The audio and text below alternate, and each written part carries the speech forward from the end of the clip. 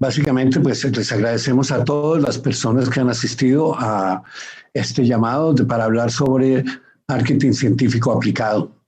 La forma de llevar a cabo el webinar va a ser, yo hago una presentación, por favor hacer las preguntas en la medida que les vayan ocurriendo por medio del chat. Pueden dirigírselas directamente a Alejandro Velázquez, que es el co-host, o a mí, y las estaremos resolviendo al final de la charla. Yo he apagado el video para tener una mejor salida de la señal. Vamos a comenzar hablando de la optimización de la cadena de valor. Y comentaba que esta semana me enteré de que Intel había ganado el premio Franz Edelman que otorga la Sociedad Norteamericana de Investigación de Operaciones y de Ciencias de la Administración, Informs, y en el cual da testimonio de Intel de haberse ganado 25 billones de dólares en 10 años, comenzando en un proyecto en el año 2009. Esto es importante clarificar, puesto que en definitiva este es el valor de las matemáticas, el valor que le ha producido a Intel las matemáticas. 25 billones de dólares en 10 años, 2.500 billones de dólares anuales. Eso es impactante para cualquier empresa y para cualquier país. Y estamos hablando básicamente de que ese es el nivel de productividad que da hoy en día la analítica avanzada, los modelos complejos, los modelos matemáticos de alta complejidad, ¿sí? Y vamos a enfocar entonces desde ese punto de vista la charla, de ver y de analizar cómo poder tomar ventaja de todo eso que nos ofrece hoy en día la tecnología, tanto los algoritmos como la potencia de computación. Cuando miramos la cadena de valor, pues tenemos, ¿cómo la miramos normalmente? Tenemos dos grandes cadenas, la cadena de oferta, cómo se produce, la cadena de demanda, que es donde nos vamos a centrar. Yo normalmente cuando hablo de este tema hablo de optimización de la cadena de demanda. La cadena de demanda se centra en conocer al consumidor y al mercado, porque nuestro problema son dos, son los consumidores y la competencia. Ese es básicamente nuestro mercado realmente, y lo que vamos a hablar de hoy es de la cadena de demanda. Hay otra cadena que es muy importante, que es transversal a todo este proceso, la cadena logística, de transporte y de operaciones logísticas, ¿sí? Y que une las tres grandes cadenas que forman toda una cadena de valor. Hay un conjunto de aplicaciones típicas que podemos pensar que se dan tanto en la cadena de oferta, en la cadena de demanda o en la cadena logística, ¿sí? A nosotros nos interesa hoy hablar de cómo es parte de concebir esas soluciones. Cuando yo estoy haciendo la planificación de una empresa, debo tener claro cuál es la mirada holística de toda la empresa. O sea, cuál es la mirada holística de lo que yo voy a hacer. Es muy claro y debemos tener absolutamente claro de que un modelo de demanda que produce unos números de cuánto va a ser la demanda en el futuro no sirve para nada. En sí es un medio, pues saber qué es lo que va en la función de la demanda, que es el centro, para mí es parte central del hipotálamo de la organización en la parte de demanda, es entender y poder caracterizar a los clientes y a la competencia. Pero eso para ser utilizado en otro tipo de modelos. Y vamos a hablar hoy de lo que implica básicamente el hablar de la cadena de demanda. Y tenemos otra cadena que es la cadena de oferta, ¿sí? en la cual se van a utilizar también información. Nosotros no vamos a hablar hoy, en otro webinar se habla de ese tema.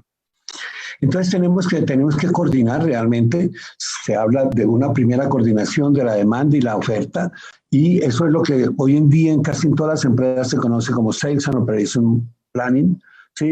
Y debería haber un modelo de Sales and Operation Planning que estén soportando los dos, tenerlos integrados a tenerlos separados. En otras charlas, cuando hablemos de la empresa integrada, hablaremos de lo que implica coordinar dos modelos que están separados o integrarlos en uno solo, que da las mejores soluciones.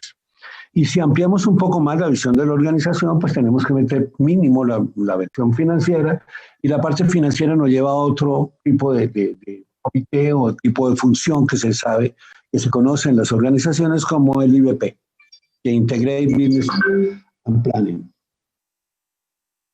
Entonces, básicamente, básicamente tenemos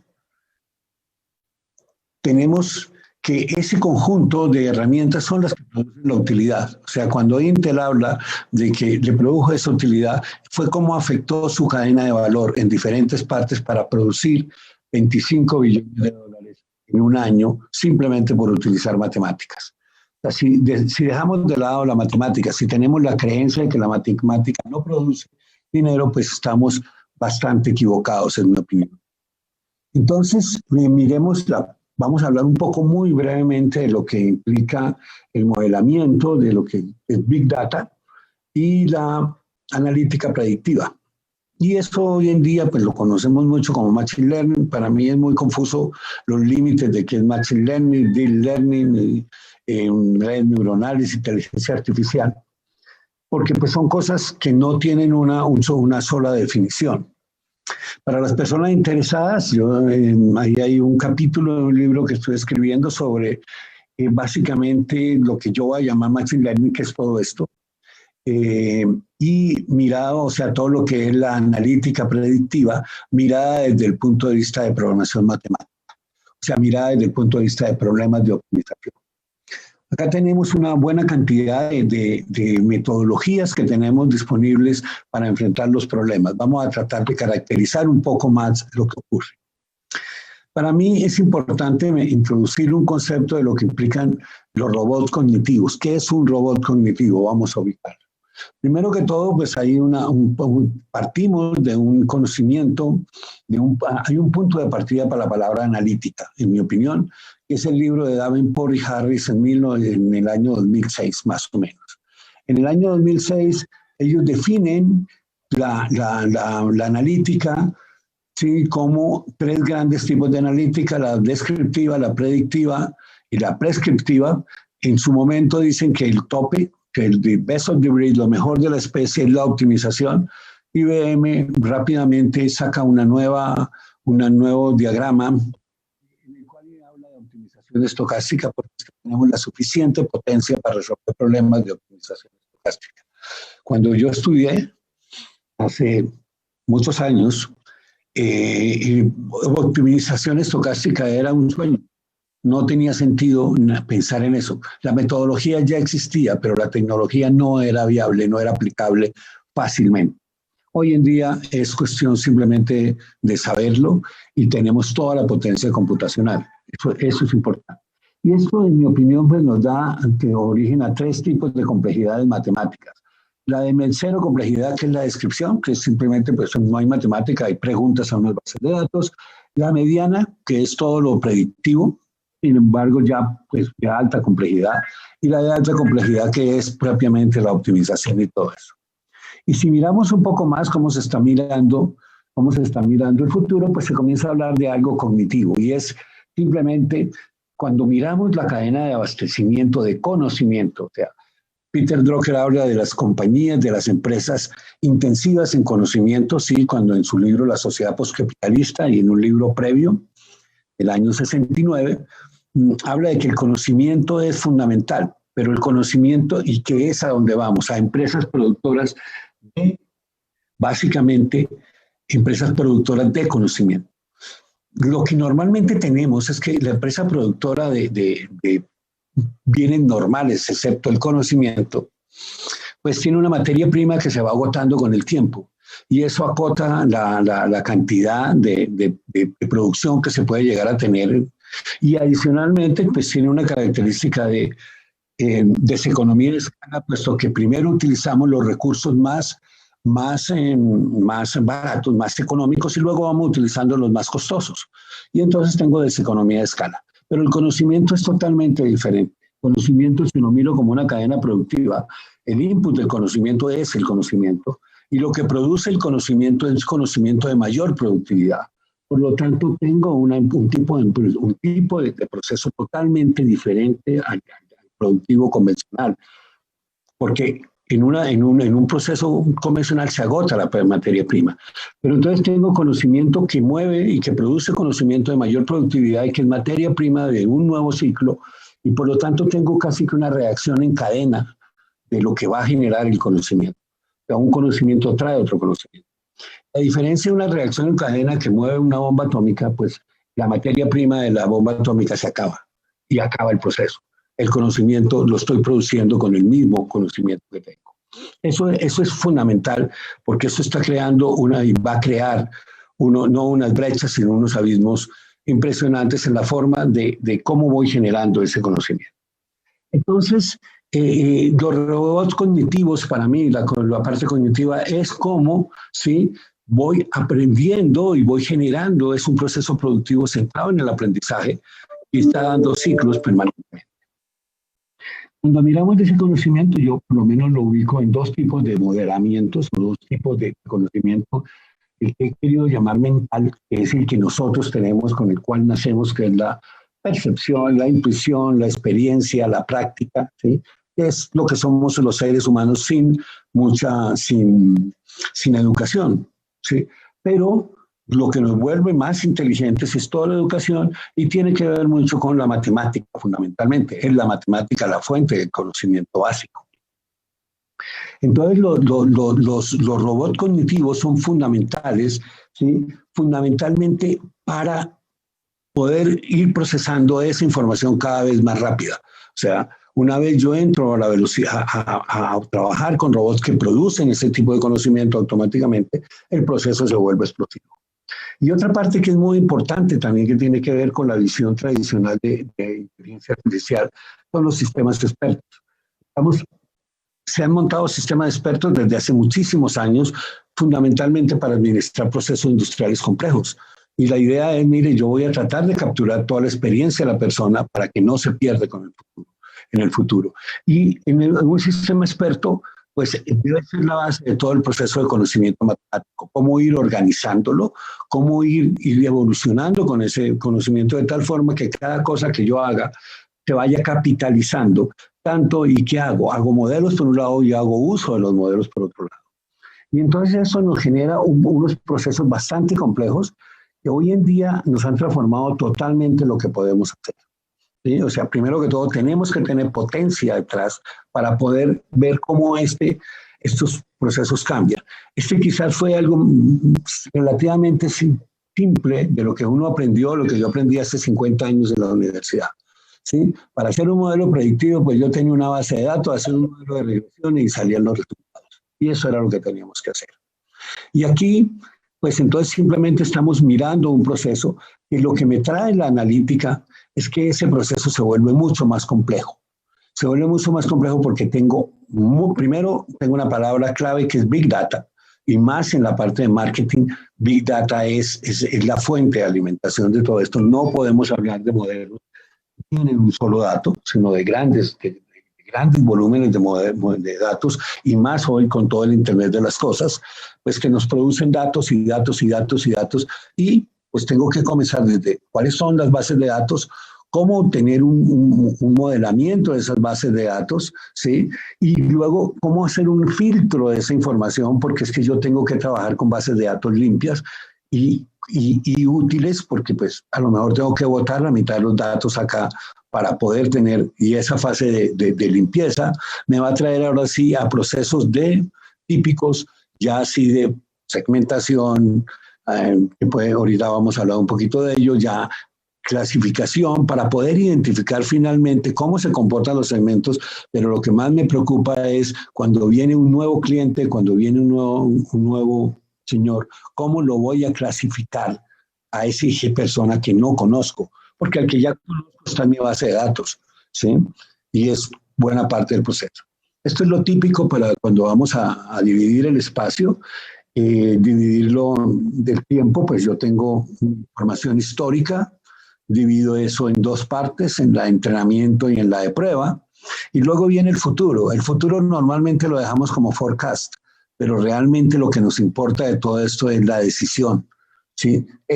Hacemos todo esto para tomar decisiones. Miremos entonces hoy cómo pueden ser los procesos, un proceso de clasificación y de segmentación. Primero que todo, intervienen muchas técnicas, no interviene una sola, ¿sí? Desde el proceso es posible que yo conozca los segmentos. Si yo estoy hablando de género, pues tengo 2, 3 segmentos, ¿sí? 4 segmentos, pero los conozco. Si estoy hablando de nacionalidades, de raza, también conozco más o menos los segmentos. Pero cuando estoy hablando de tipos de clientes, no conozco los segmentos. No sé cuáles, cómo los voy a clasificar, si son 20 tipos de clientes o 5 tipos de clientes. Entonces ya tengo un primer paso de hacer clustering. Luego tengo que segmentar, dentro de eso realmente están unidos, es que yo tengo una base de datos y ahora los tengo que clasificar en esos clústeres y finalmente tengo que desarrollar modelos que me permitan hacer la clasificación de un nuevo cliente en esa segmentación. Así es como yo entiendo, por ejemplo, este proceso. Y nos estamos centrando en estos 3 procesos, ¿cierto? Desde hacer el clustering, o sea, dividir la muestra en segmentos, clasificar los elementos que tengo en mi muestra en esos segmentos y hacer un modelo que me identifique a un nuevo elemento para saber a qué segmento pertenece y tener una política para manejar. ¿Sí? Hay muchas formas de hacer esto, muchos casos, muchos ejemplos, pero básicamente, fíjense, vamos a mirar un caso simple de segmentación. Es que, primero que todo, si yo conozco o no conozco los segmentos, aquí se conocen los segmentos, ¿sí? Estamos diciendo que yo conozco los que son azules y los que son rojos, ¿sí? Y mi problema es definir una función que me los separe, ¿sí? Entonces, lo primero que yo puedo hacer y lo que tenemos, vamos a explicarlo acá, hay algo que son funciones de transformación, nos va a tocar trabajar con funciones de transformación que se aplican en todo, en máquinas de soporte de decisión, de vectoriales, en redes neuronales, en modelos estadísticos, probabilísticos, en todo se aplican, que es básicamente tener un espacio original y transformarlo en otro espacio lineal normalmente. ¿Sí? ¿Por qué? Porque es que lo lineal es fácil de manejar. Y toda la no linealidad la estoy haciendo a través de una transformación. Y eso me va a permitir, en definitiva, poder manejar más fácilmente todos los datos. El problema que tenemos es que tenemos N,000 tipos de kernels posibles, ¿sí? Muchos existentes, muchos por crear, ¿sí? Y entonces eso lo vamos a tener que utilizar para poder comenzar nuestro proceso. Este es el objetivo final, poder tener un área en la cual yo pueda dividir en 2. Si tengo que dividir en 2, el proceso de dividir en 4 o en 6 o en 8 o en 7 es un proceso repetitivo de 2, luego pasar a más e ir dividiendo cada uno de ellos. Entonces hay un poco de preguntas que tenemos, como la cantidad de clústeres que yo voy a tener y cuáles son. Es un problema, yo tengo que tener esa información para poder entrar. Y la idea es, ¿cuántos son los clústeres? Pues mire, acá pueden haber 3 clústeres para una persona, pero otra puede decir, no, acá hay 2 clústeres, acá hay 4 clústeres, y acá tengo problemas de cómo los estoy definiendo, esos clústeres, si con circunferencias o con cuadrados, cómo los voy a limitar, ¿sí? Es un primer problema. Pero todos los problemas en general, todos los problemas de este tipo de metodologías, de clústeres, de redes neuronales, de vectores de soporte, de máquinas de soporte, de soporte vectorial, pues todos tienen una característica común, que son modelos de optimización. Esto es un modelo de optimización y ese corresponde a un tipo de clúster.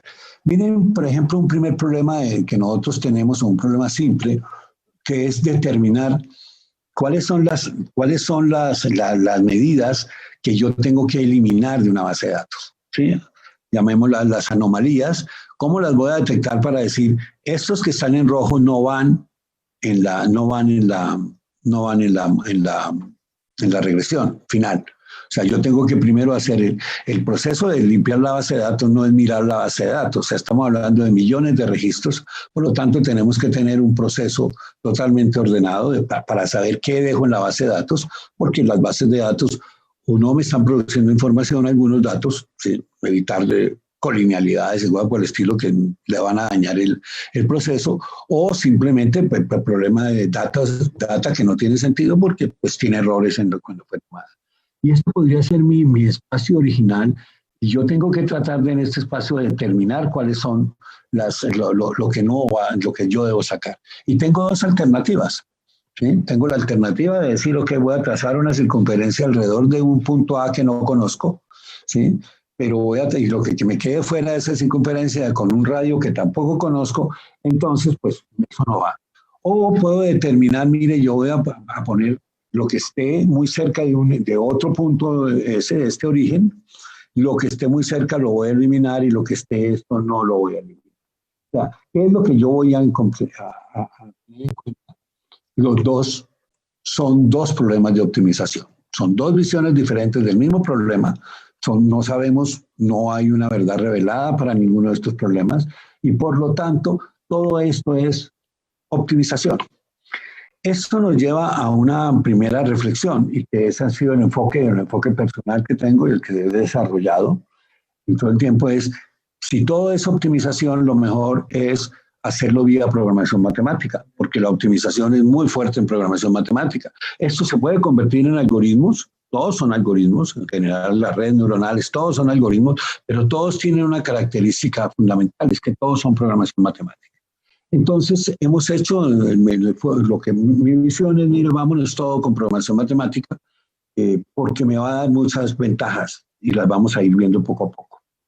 Otra reflexión que es importante ver que nace del curso de la parte de Davenport y Harris del libro Competing on Analytics es cómo clasifican a los profesionales.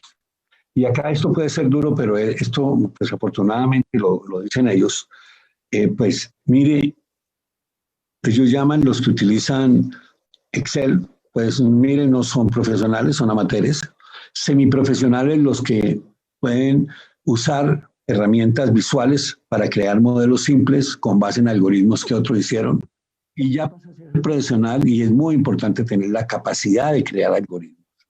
Esa es la esencia fundamental de ese conocimiento, de hacer las cosas calzadas al guante, está en que yo pueda crear algoritmos. Pero, y entonces existe, si pensamos en los robots cognitivos, pues existe un nuevo tipo de profesional, que es el que trabaja con robots cognitivos, que le quita la parte mecánica y vamos a ver que es necesario eliminar la parte mecánica como algo que pueda hacer un humano para poder procesar lo que tiene que enfrentar en problemas reales. ¿Cierto? Entonces diríamos que tenemos en la cúpula de la pirámide, pues que tenemos que vincularnos a robots que sean capaces de generar los algoritmos y profesionales que sean capaces de diseñar lo que debe tener el algoritmo para que tengamos una analítica realmente de alta potencia. Si no, estamos trabajando con baja potencia. Si trabajamos con la analítica del vecino, pues el vecino hizo la analítica para él, no para mí. ¿Sí? Entonces, pues no me puedo quejar de que no me da, que no me cuadra lo que yo quiero buscar, porque cada cuestión es totalmente particular. Con esos criterios hemos creado dentro de la empresa un robot que se llama SAM y que básicamente lo que tiene es que tiene toda una base de datos de modelos predictivos ya implementados y alrededor de él se pueden crear más modelos para poder enfrentar los problemas que yo tengo, porque ya sabemos que los problemas no son esos algoritmos básicos que estamos formando. Este algoritmo que diseñó no está acá la referencia desafortunadamente, pero que diseñó y que propuso algún investigador, pues mire, ese es un algoritmo simple que cuando vaya a la realidad no me cuadra. Definitivamente, difícilmente va a cuadrar. Esto es informativo, pues un poco el tipo, cómo han ido creciendo las diferentes técnicas, ¿sí? En las cuales pues vemos que las redes artificiales neuronales y las máquinas de soporte vectorial es lo que más publicaciones tienen hasta el año 2015. Bien, con base en esto, y que es importante para algunas reflexiones, vamos a ver dos casos. El caso de analizar bases de datos sindicadas, específicamente vamos a trabajar con un caso de Nielsen y un caso de Revenue Management para analizar los problemas. Para las personas interesadas, también acá hay un capítulo sobre este tema que voy a hablar. Por lo tanto, voy a obviar mucha de la parte de formulaciones o fórmulas que aparezcan ahí. No, la idea no es explicarlas ni gastar tiempo. ¿Dónde nos estamos focalizando en este diagrama? Pues no estamos focalizando en el problema del market share o del marketing mix, si se quiere, lo podemos extender. ¿Cuál es el problema del market share? El problema del market share es simplemente yo, como empresa, pues estoy participando en un país y quiero saber dónde invierto, en qué zonas del país, en qué regiones del país quiero invertir mi dinero, que tengo, dónde vale la pena aumentar los esfuerzos de comercialización, llamémoslo así, para ganar con participación en el mercado y dónde vale la pena de restringir inversión para poder gastar en otro lado. Vamos a ver algunas cosas que se aprenden. Entonces, básicamente acá hay dos problemas que tenemos que resolver. En la primera parte tenemos que resolver el problema de caracterizar el market share. O sea, ¿cómo es el market share? ¿Cómo se comportan las empresas? Estoy hablando, y esta es una parte importante, estoy hablando de cómo es la competencia. El market share es con la competencia, no con el cliente final. Sí, es fundamentalmente con la competencia. Y entonces, pero para yo poder tomar al final, esa es la primera parte, la caracterización. La segunda parte es la optimización. Yo tengo que optimizar y por eso tenemos dos partes, la caracterización de los clientes y la competencia. Aquí vamos a ver un poquito los dos. Pero básicamente esto no sirve para nada. O sea, yo saber que tengo el market share y que la elasticidad del market share es así, avanzada, no me sirve para nada si yo no voy a hacer con eso algo, y eso debe ser del mismo nivel, y es aquí donde realmente se produce el dinero. El dinero está en que este modelo final tenga un buen input y sea un buen modelo para resolver los problemas. Entonces vamos a ver cómo hacemos este problema de market share y de modelar los mercados, primero que todo, para la optimización de ese market share. Entonces, vamos a asumir, yo voy a hablar de una compañía Food Express con la cual se ha trabajado y que simula básicamente que es nuestra problemática. Es una compañía de alimentos y por lo tanto la base de datos indicada más conocida pues son las de Nielsen, que ahorita más adelante explicaremos con mayor detalle lo que es una base de datos indicada y la gran ventaja que tiene, lo iremos mirando. Entonces, si estoy en este problema, ¿qué es lo que yo tengo que hacer? Lo primero que tengo que hacer tiene que conocer el mercado. O sea, yo no saco nada, o sea, si yo puedo tener el 100% de un mercado que tiene un cliente, pues a lo mejor es mucho mejor tener el 1% de un mercado que tiene 10 millones de clientes. Entonces, la estimación del tamaño del mercado, de la potencia del mercado es fundamental. En eso es fundamental una base de datos de tipo sindicada. Vamos a ver por qué. Porque adicionalmente a ver el mercado completo, ¿sí? Yo tengo que ver cómo se comporta la competencia. ¿Qué es lo que hace una base de datos como Nielsen? Pues lo que hace Nielsen fundamentalmente es que se toma el trabajo de ir a diferentes sitios, con muestreos estratificados, muy ordenados, a tomar información de cómo se está moviendo el mercado. Y vende esa información, se la vende a las empresas, ¿sí? Y entonces entonces yo sé en una zona, ¿sí? Un estimado, tengo información para tener un estimado de las ventas por categorías de productos, normalmente por categorías de productos, por marcas principales o por todas las marcas en la categoría de productos, ¿sí? Y de todos los clientes. Esa es la información que me va a venir en esa base de datos indicada.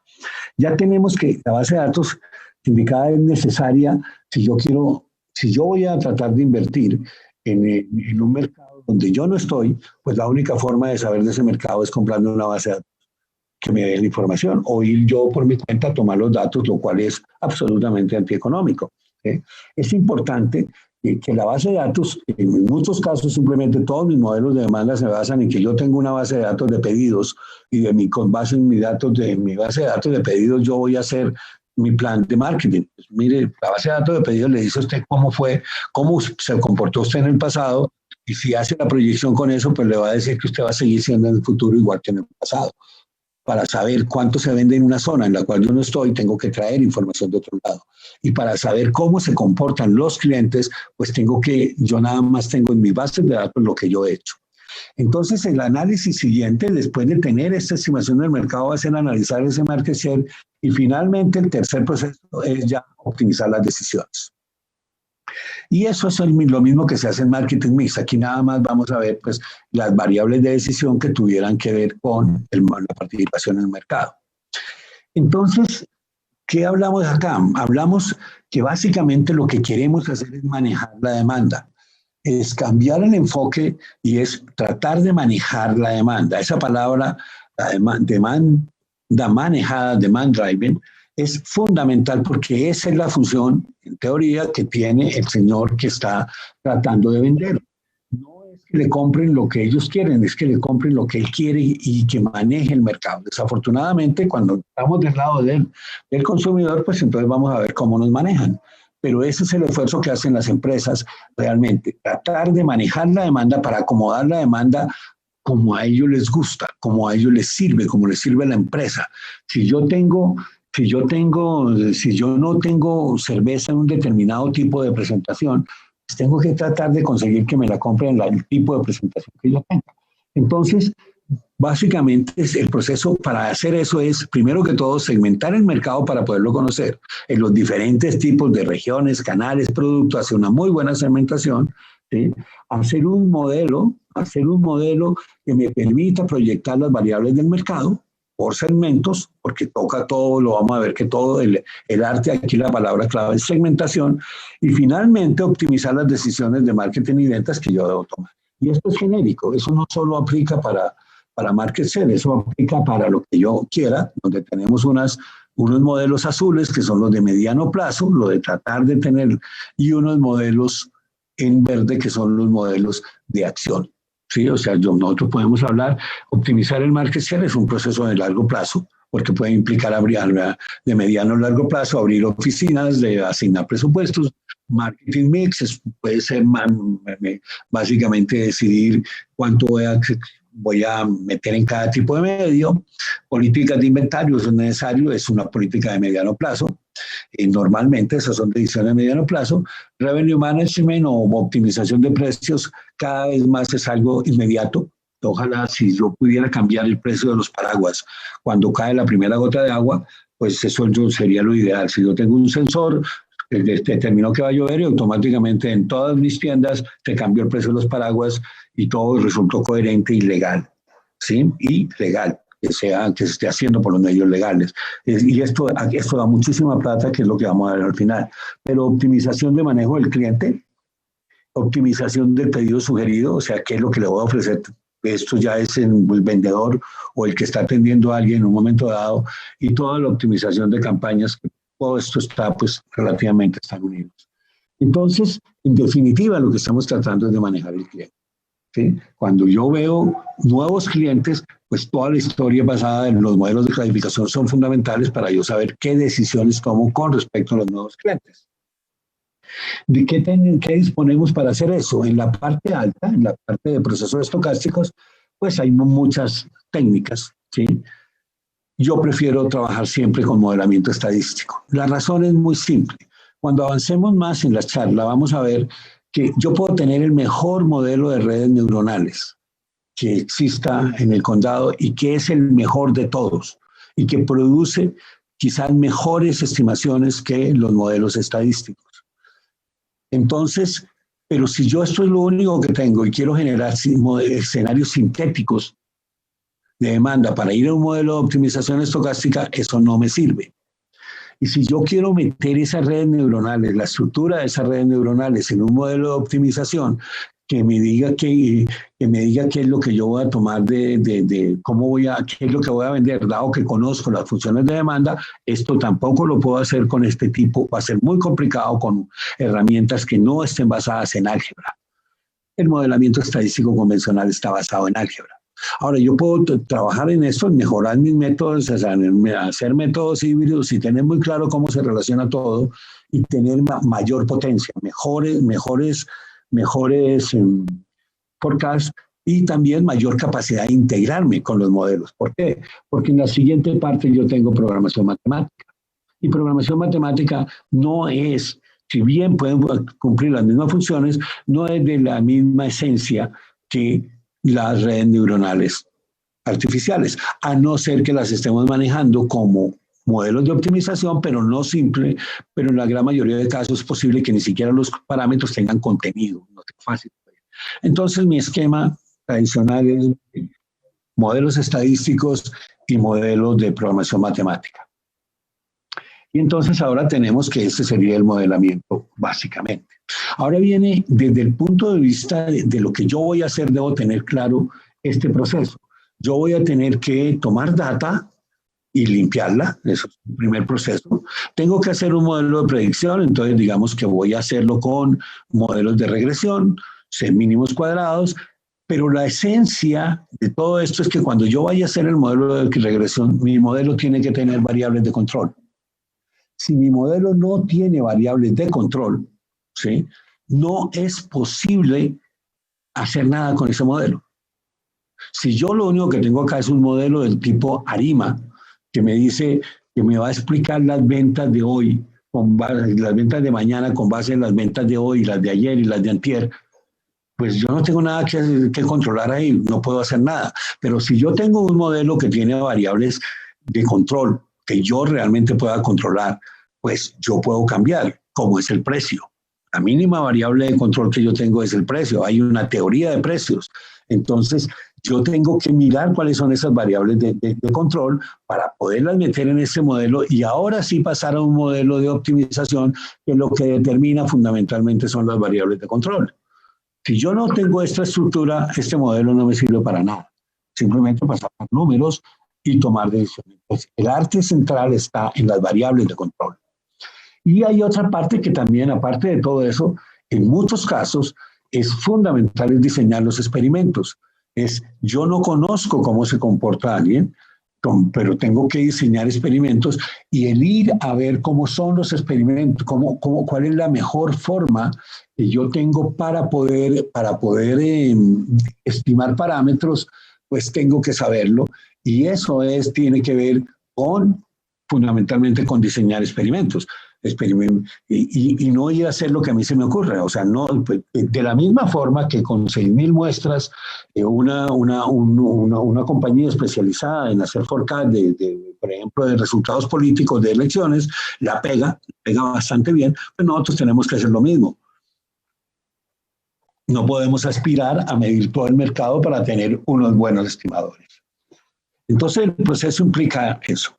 La caracterización de la demanda, vamos a mirarla, es necesaria, es parte de poder caracterizar, de poder decir, mire, allá se van a demandar 50 toneladas de helados, en tal forma. Y hay dos formas como podemos trabajar, o bottom-up o top-down, ¿sí? Antes solo podíamos trabajar top-down, o sea, para decidir la demanda de un país, cogíamos y la proyectábamos y nuestros computadores eran tan débiles que para poder llegar a las demandas de las regiones multiplicábamos por algún factor de prorrateo y ya estuvo. Y así hacemos y en general la planificación, ya, en mi opinión, pues tiene que cambiar y ha cambiado porque esa es la potencia que tenemos de cálculo, de cambiar de un modelamiento de agregaciones en grupo a un modelamiento de entidad por entidad. O sea que yo puedo modelar cada entidad y luego el grupo yo lo agrego. Y eso es básicamente el esquema bottom-up. La otra parte que yo tengo que tener claro es cuáles elementos voy a meter yo en mi modelo básicamente.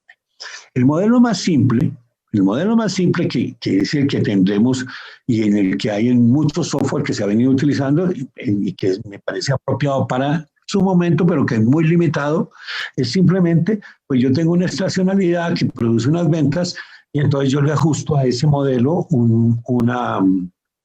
modelos de tipo, digamos, ARIMA, ¿sí? Entonces yo le ajusto ese tipo de modelos y eso ¿para qué me sirve? Pues para decir la tendencia que va a tener eso. Si yo con eso puedo planificar, pues simplemente le voy a decir a mi modelo de producción que eso es lo que voy a vender, lo que me venga de este modelo, ¿sí? Y básicamente lo que realmente nos enriquece es poder meter otros factores que son los determinantes realmente de la demanda y mucho más determinante en la medida que yo me alejo en el tiempo, o sea, que voy al mediano o largo plazo, ¿sí? Que son los factores económicos, el precio, ¿sí? Yo manejo con el precio ¿sí? Los atributos del producto, poderlos conocer, a lo mejor es mejor sacar unas medias color rojo que color verde, y entonces yo debo saberlo cómo tomar eso, las acciones de la competencia y la publicidad. Todos estos son los elementos, y eso lo único que implica entre los dos modelos es aumentar la cantidad de variables y la forma de modelarlos. El objetivo fundamental de todo esto es simplemente agarrar esta curva de demanda que tenemos agregada y ahora sí descomponerla por elementos importantes para mí. Y aquí entonces yo tengo que el gris es la base. Sí, el gris es lo que pasaría si nadie hace nada, en teoría. Ni la competencia, ni yo. Eso es lo que está diciendo este modelo. Si todo el mundo se queda quieto, pues se vende lo gris. Pero como la competencia se va a mover, entonces la competencia aparece aquí negativa, ¿sí?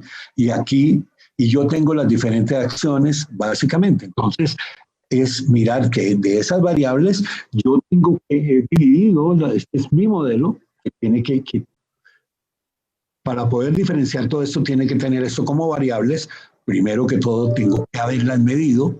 Si no estoy midiendo, si yo no estoy viendo a la competencia, pues no puedo meter las variables de decisión de la competencia en mi modelo, porque es que no sé qué es lo que ellos hacen. Entonces yo tengo que saber eso. Lo que normalmente hay que diferenciar las bases de datos transaccionales, donde están las facturas, donde están los pedidos, ¿sí? Si en muchos casos ni los pedidos existen son las facturas, de las bases de datos de investigación y desarrollo que tienen que ir a capturar información para poder hacer estos modelos. Pero fundamentalmente ahora tiene cuáles son las cosas que yo domino, porque es que yo domino mis promociones, yo domino mi campaña en el TV1, mi precio, las características, mi esquema de distribución y la campaña en el TV2. ¿Sí? Esto es lo que yo domino, por lo tanto mi modelo matemático me va a decir qué hago con estas variables. ¿Para afectar qué? Para manejar esta demanda, para que esta demanda se me acomode a mí. Yo no puedo y tengo que hacer hipótesis sobre lo que va a hacer la competencia. ¿Sí? La estimé, pero adicionalmente ahí sí tengo un problema de lo que me va a hacer la competencia. Tipos de variables que son exógenas, que por ejemplo, el clima. Pues usted no puede controlar el clima, no puede decir que mañana llueva para poder vender sus paraguas o que haga sol para vender sus helados. Le tocará ir a la IDEAN, al Instituto de Ambiental, al que te venda la información y usted tener una información de cómo va a ser el clima y ajustar qué es lo que cree que va a pasar mañana porque eso lo está afectando, pero usted no lo está controlando. Si no lo mete después su modelo, pues no se extrañe que usted salió con paraguas y hizo sol. Entonces tiene que tener toda esta información. ¿Para qué? Para poder llegar entonces a tener predicciones en puntos específicos. Esta es una tienda, Surtimas en la carrera 51, donde yo tengo efectos estacionales periódicos. Se ha modelado así, esto es lo que pasa, el mes de referencia es diciembre, y donde tengo los efectos de los eventos de marketing que yo he hecho. Y entonces vemos que acá tenemos un efecto de marketing que se llama ACT y tenemos otro marketing que se llama CMM. ¿Sí? Y lo que estamos viendo es que no todos los efectos de marketing en estos números que provienen de algún caso real, pues mire, unos son lo que dice el modelo matemático es que son negativos del impacto que usted está haciendo en definitiva para esa demanda y estos son positivos. Y esto es la única forma de averiguar cómo me afectan decisiones de un 2x1, un 3x1, si los junto, si no los junto. ¿Sí? Entonces, para poder convertir todo esto, ¿sí? Yo tengo que convertir esto en dinero y parto de este punto, de poder caracterizar el cliente y la competencia. Hasta ahora hemos hablado del cliente, que es esto, ¿sí? Y que es mirar todo ese impacto de cómo ocurrió. Puede que no sea lo mismo en todos los lados. Aquí vemos que esto fue para varias zonas, no fue lo mismo. Yo tengo que tener la forma de mirarlos y tengo que analizarlo. Acá ya viene otro problema que tenemos, es que mi problema, aquí pueden haber cosas de cuántos son los modelos de regresión que usted tiene que tener para estimar eso. Porque si tiene 50 almacenes en una zona y la zona está en crecimiento, pues lo lógico es que toda la tendencia de la demanda en la zona pues sea la misma para el modelo de regresión de todos los almacenes de la zona, y no que en unas regresiones usted le dé que la zona está creciendo y en otros modelos de regresión le dé que la zona está decreciendo en demanda. ¿Y cuándo le va a dar eso? Pues cuando simplemente yo separo y hago cada regresión independientemente.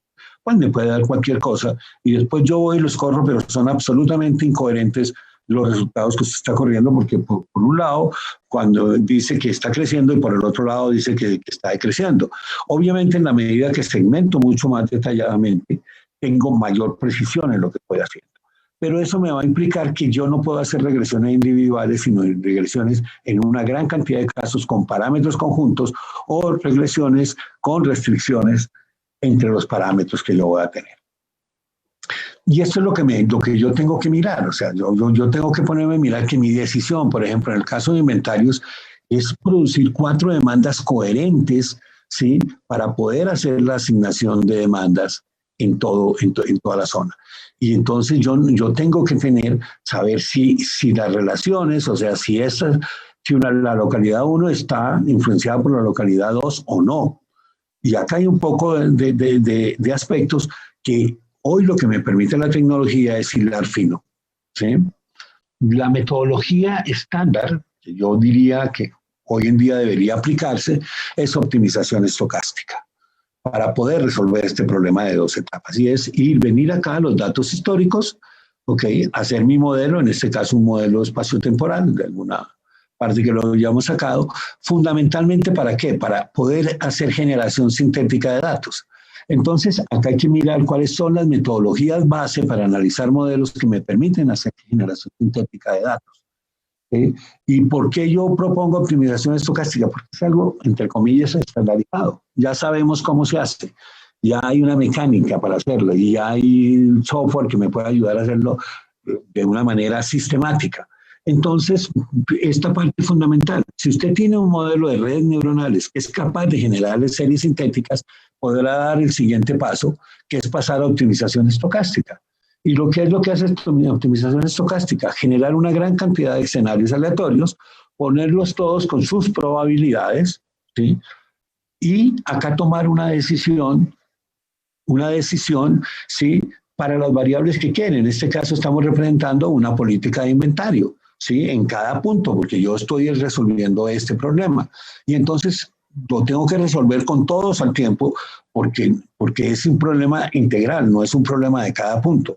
Obviamente los modelos simples trabajan con cada punto individualmente, ¿sí? Si yo no conozco, hay alternativas para todo esto. O sea, la optimización estocástica es una alternativa.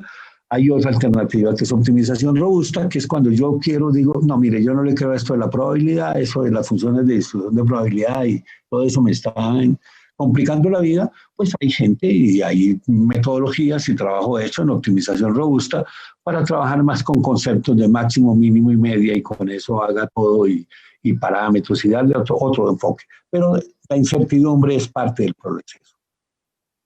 Por lo tanto, pues esto lo deberíamos ver como que termina siempre en un modelo, por ahora, en lo que yo planteo hoy, en optimización estocástica.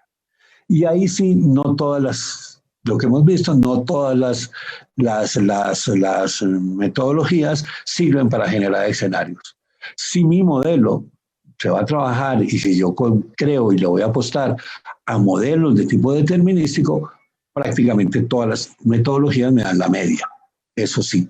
Ahora, ¿cómo yo voy a medir las otras variables? Pues es eso un problema de qué hago con las metodologías que no son de base estadística. Bien, hasta ahí hemos hablado un poco de lo que es la parte de modelamiento de la demanda. Después veremos otros detallitos. Vamos a hablar del modelamiento del market share, porque ahora, ¿qué es lo que yo estoy interesado? Entonces, tengo las bases de datos de Nielsen, que me dicen en una zona cómo han vendido todos los participantes en el mercado. O sea, yo tengo muchas zonas, 20 zonas, 50 zonas, y tengo un montón de categorías. Para una categoría tengo varias marcas y yo sé cómo está vendiendo cada marca en varios sitios que me están dando. Realmente en cada sitio me está dando. Entonces, a partir de ahí, esa es la fuente de datos. Esta fuente de datos no la puede producir una empresa con su propia información. Tiene que salir o a contratar gente que tome la muestra, o simplemente entender que pues, este es un negocio muy consolidado de una empresa como Nielsen, y de muchas empresas. Esto lo hay para todos los negocios, o sea, en la droga, en los productos farmacéuticos, en las ventas de carros, en todo, hay bases sindicadas, donde hay gente que se dedica a tomar muestras, ordenarlas, también vende consultoría y tratar de dar la información que no tiene el que está participando en un mercado. Si alguien va a invertir en ir a un nuevo país que no conoce, pues si compra la base de datos de Nielsen de varios años, se pone a estudiarla, puede hacer todo este estudio. Este estudio fue hecho para alguien que tenía una base de datos de Nielsen y no la estaban utilizando. Y los señores de Food Express no la estaban utilizando, y entonces vamos a mirar qué fue lo que se va a hacer. Realmente lo que se quiere es administrar la demanda, determinando fundamentalmente dónde hacer las inversiones de marketing, de marketing share, o sea, abro oficinas, cierro oficinas, aumento el número de muestras, cuánto invierto en inventarios, un poco de variables que ya las veremos. Entonces, lo primero que necesitamos para todo esto, para la primera fase que dijimos es caracterizar el market share, son tener modelos. Y entonces acá hay un modelo, el de Kotler, que dice que los esfuerzos de marketing pues se miden, ¿sí? Básicamente que la participación en el mercado es proporcional al esfuerzo de marketing que haga la persona. Eso es lo que él dice, con unos parámetros. Hay otra teoría de Belkin y Little, que hay dos que estudiamos en ese caso, pueden haber más, ¿sí? Todos al final dicen, mire, es que su participación en el mercado, toda esa atracción o esfuerzo de marketing en atracción, pues va a ser función de precio, publicidad, distribución y otras variables. Con eso, entonces, nosotros vamos a poder hacer un modelo. Aquí hay una palabra clave, crítica, y en general en todo lo de la demanda, es crítica, es la palabra elasticidad. Es la elasticidad de la demanda con respecto a algo. Entonces, si la miramos con respecto al precio, pues la elasticidad, una demanda es elástica con respecto al precio cuando cambia el precio y cambia la demanda. Una elasticidad es inelástica con respecto al precio cuando cambia el precio y no cambia la demanda, ¿sí? Ejemplo, en esta época de salud, en todo el problema del coronavirus, pues mire, podríamos llegar a decir que la demanda de las vacunas va a ser inelástica con respecto al precio en una gran margen, en unas grandes, después que por segmentos sociales no sea así totalmente, pero ¿por qué? Porque mire, no importa, yo la necesito. Entonces, caracterizar la demanda, hay dos tipos, y esa misma variación, esa elasticidad hay que mirarla con respecto a la inversión mía en el mercado, a la inversión del vecino en el mercado, a mis precios, a todos los diferentes variables. Realmente las elasticidades van a provenir de los parámetros de un modelo de regresión. Y entonces tenemos, ¿sí?, dos tipos, simples y cruzadas. ¿Cuáles son la diferencia entre las simples y las cruzadas? Las simples es cuando yo miro el mercado, ¿sí?, el mercado como si yo fuera yo solito. Y entonces digo, no, pues yo averiguo todo, la elasticidad del mercado con respecto a mis decisiones y me importa 50 dólares de los demás. Hay algo que es muy importante y las cruzadas son las que tienen en cuenta los cambios en todo el mercado teniendo en cuenta mis decisiones y las decisiones de los demás. Aquí están las ecuaciones, unas ecuaciones. Y es importante tener en cuenta que uno de los problemas que tenemos en todo lo que comienza a meter al ser humano en la mitad y en toda la parte, digamos, social, socioeconómica, es que las cosas no hay una verdad revelada. Entonces aquí tenemos tres tipos de elasticidad. Acá hay una elasticidad que dice que crece linealmente y cuando se copa, pum, se elimina. Aquí ya llegué, ¿sí?, y se copó el mercado en uno y de ahí en adelante es esto. Acá dice que esta elasticidad va creciendo así, ¿sí?, y acá tiene una forma de comportarse diferente. Las elasticidades son tres tipos de modelos de elasticidad, ¿sí?, la lineal, la multiplicativa y la exponencial. Eso es lo que se dice. Y acá no interacción es la simple y la otra es con la interacción competitiva, es cuando es cruzada, cuando estoy mirando de que hay interacción entre todos. ¿Cuál es la primera característica que tiene que tener un modelo que va a tratar de estimar eso. O sea, porque lo que vamos a tratar de estimar es la participación en el mercado como función de ¿qué? De unas variables de decisión, de unas variables muestradas por Nielsen, ¿sí? Que me van a determinar cuánto es la participación en el mercado de un fabricante FB en un momento en el tiempo. Yo tengo una muestra dinámica y entonces voy a tratar de explicar ese proceso y no conozco el modelo. Lo primero es que ya sabemos, no conocemos el modelo, porque pues, habrá una teoría, pero no hay nadie que diga, cómo dicen, esta es la ecuación. No, esa ecuación no la vamos a poder decir y vamos a tener que sacarla de alguna parte y sacarla del análisis que nosotros hagamos del proceso, y siempre va a tener una componente de una persona que tiene que decir, o de algunos criterios ordenados que digan, mire, esta es mejor que esta por esta razón. Obviamente, lo lineal es mejor que todo desde el punto de vista de facilidad de cálculo. Cuando ya nos metemos con muchas cosas de esta, aunque estas son transformaciones, podemos estar entrando en que los modelos ya se me complican, principalmente me pasan a ser no lineales y eso no nos gusta, pero la realidad es que el mundo es no lineal. Entonces yo puedo tener varias, yo puedo calcular a partir de los parámetros, puedo calcular las elasticidades, ¿sí? Bueno, esto está todo en el capítulo que les hago referencia, y las elasticidades cruzadas. Y entonces pues voy a tener los modelos, los diferentes modelos, y el modelo del cual yo voy a mostrar unos resultados pues es el más simple. Sí, es un modelo básicamente lineal sin interacción. O sea, es un modelo parcial. O sea, se tiene en cuenta los demás, pero no toda la interacción entre ellos. Entonces, ¿qué llama la base de datos sindicada? En la base de datos sindicada lo que tiene son un conjunto de variables que son las que yo voy a utilizar como variables explicativas. O sea, son las que me van a decir cómo explico. Pero aquí vamos a tener las variables que ellos tienen, ¿sí?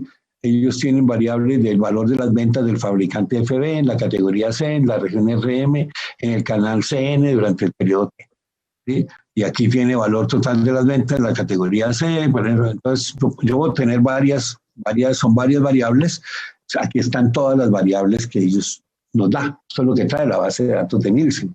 ¿Sí? Lo que ellos llaman distribución numérica, distribución ponderada, agotados numéricos, ponderados, esfuerzo logístico, precio, número de SKUs y porcentaje de SKUs. Todo esto está relacionado con un esfuerzo. Esto va a tocar traducirlo después en inversión, cuando yo vaya a optimizar, ¿sí? Porque, por ejemplo, distribución numérica, porcentaje de puntos de venta que vende la categoría C en los que el fabricante FB tiene presencia. Esto es un esfuerzo esto es un esfuerzo de venta, ¿sí? Porque si usted no está en ninguna parte, pues no vende. Eso debería dar cero y por eso es que el modelo explicativo o multiplicativo pues podría tener más sentido, porque es que si esta variable es cero, usted difícilmente vende, ¿sí? No puede vender. Entonces, si no es aditivo. Entonces, todo esto, la ponderada, que es la proporción con respecto a los demás, todo esto, pues son las variables que yo tengo para mi modelo de regresión.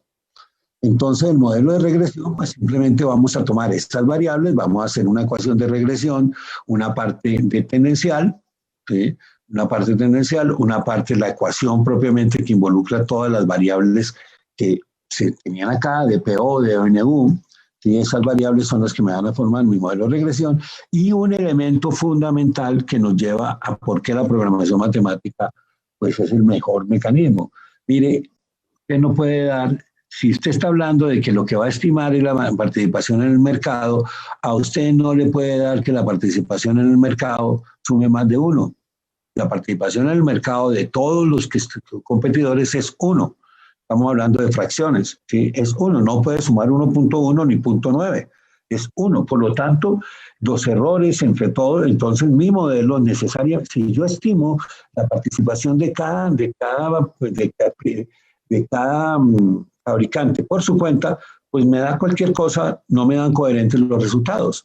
Hay algo que en estadística y que en modelamiento de este tipo tenemos que tener claro. Necesitamos restricciones para tener estimadores coherentes. Y las restricciones nos generan, meter restricciones nos generan estimadores sesgados. es un costo, ya no estamos saliendo, si miramos, pero ya esos no son los mejores estimadores no sesgados, pierden características, pero tienen algo que es fundamental, es que son posibles. Lo que vamos a ver que lo otro es no posible. No es posible que usted tenga eso en que cuando va a correr los modelos, cada modelo, la distribución del mercado le da números diferentes y los corren de manera independiente. Entonces no puede ser. Corrido así, entonces primero que todo tenemos un problema de estimar parámetros con un sistema de ecuaciones simultáneas. Sí, que lo queremos ver así. Tengo que llegar a eso. Aquí tengo los casos reales para un canal en una marca X en una determinada zona. ¿Sí? Entonces aquí tenemos el canal tradicional, hay varios canales, entonces para cada canal yo tengo la participación en el mercado y lo que estimó el modelo con 3 años o 4 años de edad.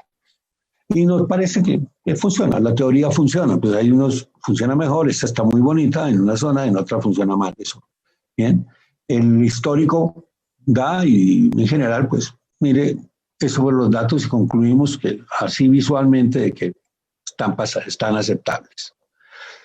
Cuando miramos todo esto, entonces para hacer más o menos ese estudio, entonces son 25 competidores en 50 zonas. Si tuviéramos 25 competidores en 50 zonas con 1000 categorías de productos, eso es algo que definitivamente pues normal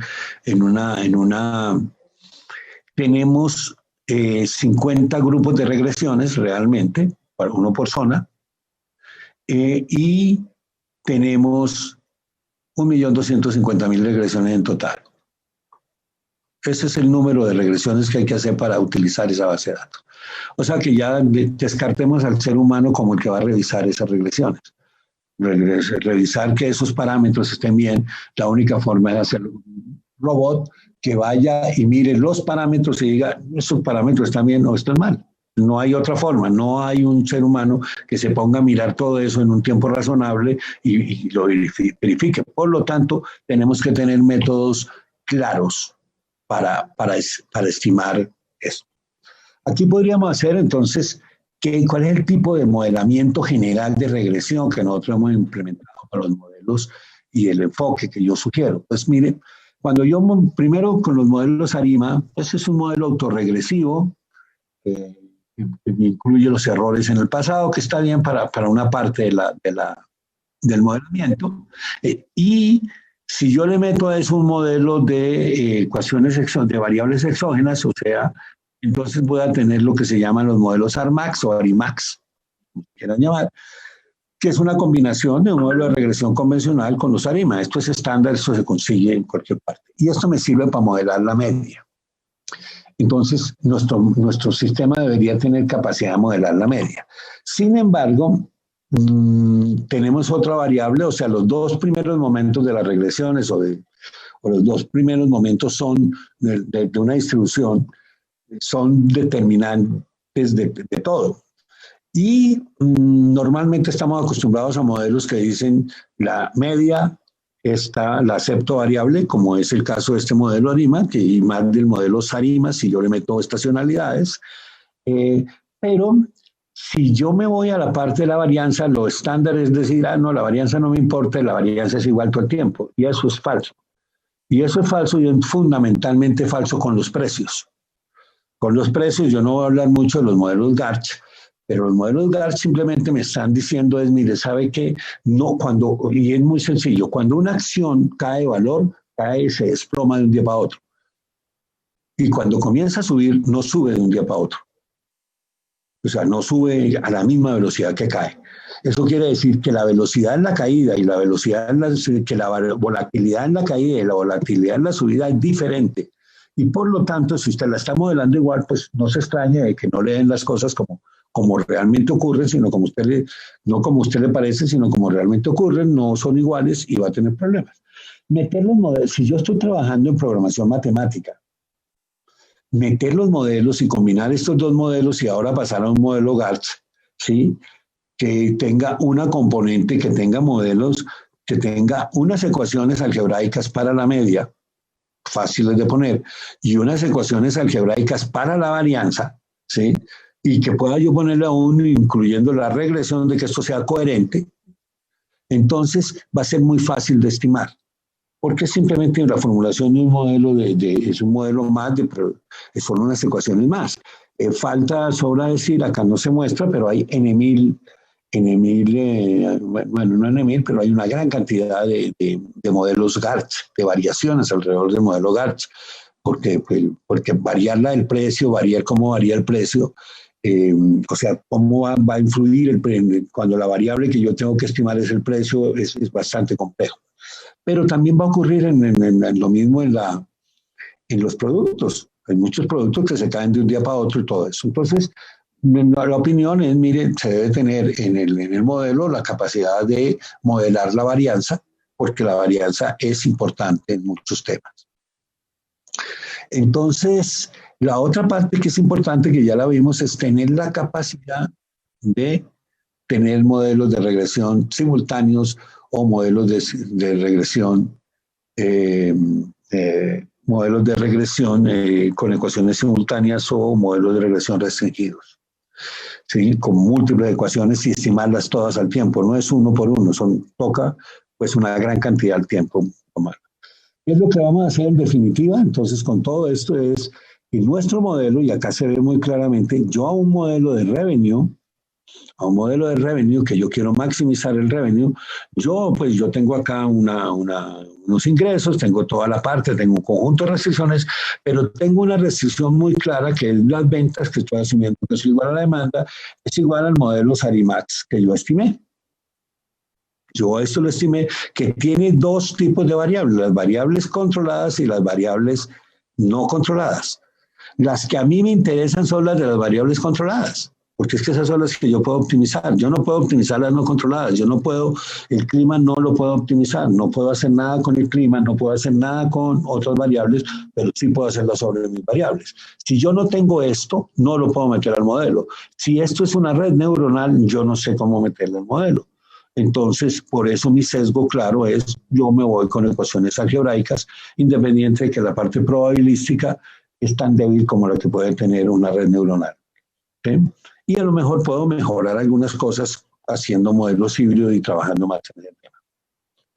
Aplicaciones de esto, entonces vamos a ver, ya pasamos, eso es la caracterización, hasta ahí que es lo único que he conseguido. Mi modelo Sarimax, que me dice cómo es el modelo, ¿sí?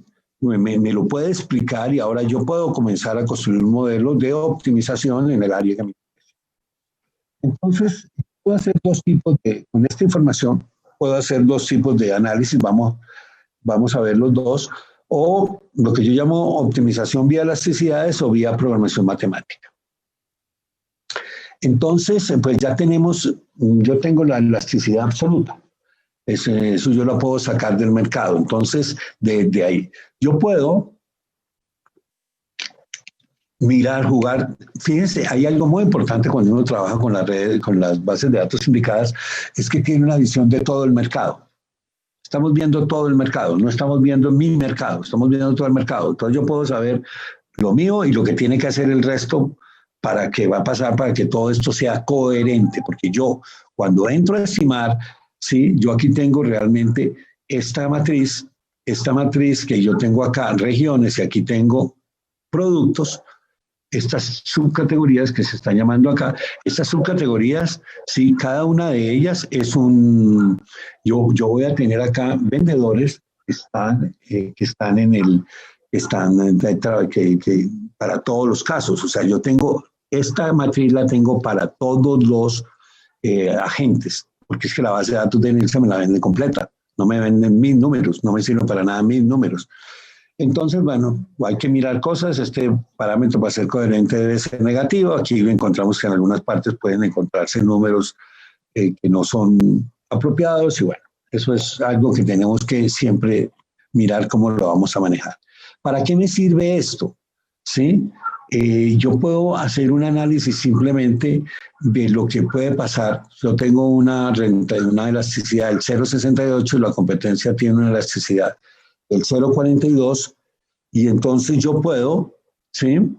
Determinar qué es lo que va a pasar, ¿sí? Hacer el análisis y entonces me indica, sí, entonces el parámetro me indica que si baja $1.000.000 el valor de la tonelada, yo estoy bajando $1.000.000, estamos hablando de la elasticidad con respecto al precio, ¿sí? En todos los casos estamos hablando del precio, estamos mirando la variable precio, vamos a pensar qué nos pasa en el mercado, simplemente si manejamos el precio, entonces si en la región, ¿sí?, se debe incrementar el market share, si yo bajo en $1.000.000, se incrementa el market share en el 0,68%, siempre y cuando los demás participantes mantengan su posición constante. Eso es algo grave, ¿cierto?